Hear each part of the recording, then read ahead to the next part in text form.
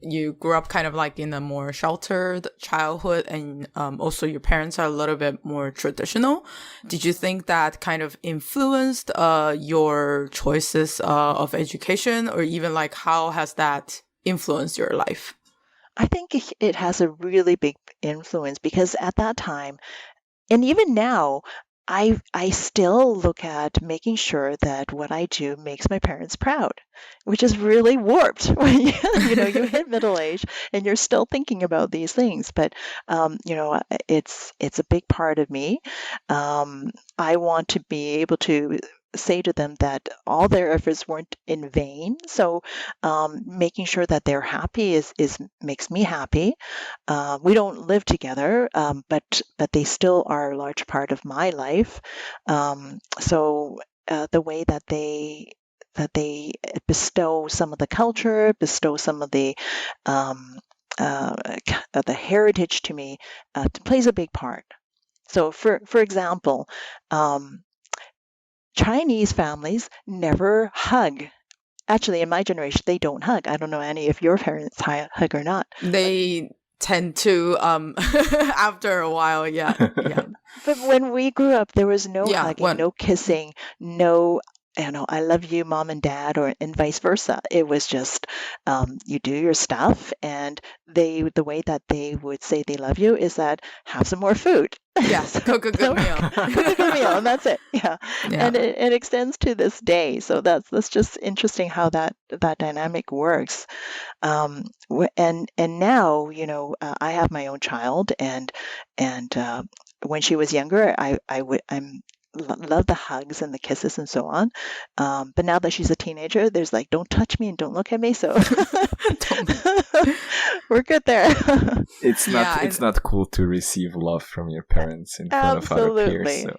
Yeah, it's too I think it's like there's a saying like Chinese families, when they want to ask you how are you, like when they call you, they don't ask that. They just ask, did you eat? Yes. Like no matter what time it is, they're just like, did you eat? Because if you're eating, that means you're doing good. Not too bad. Yeah, that's right. But you said that kind of has a big influence. But if we scale back to just the teenage days, because you said that this mindset of like, I gotta make my parents proud. Mm-hmm. Like this probably started very young, right? How do you think that kind of affected your teenage years? I think that's always been the base, of my core, just to make sure that I don't do anything to disappoint them. But then they're also struggling too, because I'm Asian and I live in a community where there was a lot of racism, especially when my parents immigrated to Vancouver. For example, they were telling me that there were signs that says at the Bay, the Bay downtown, Hudson Bay is a department store. There were signs that says no Chinese allowed, for example. Oh, wow. Yeah, so there was a lot of racism, and so we tried to be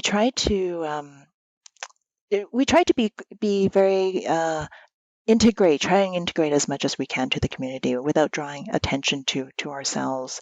But at the same time, it was important to get the schooling done, because in my parents' eyes, once you get the education, once you get the job, then you earn your right at the table.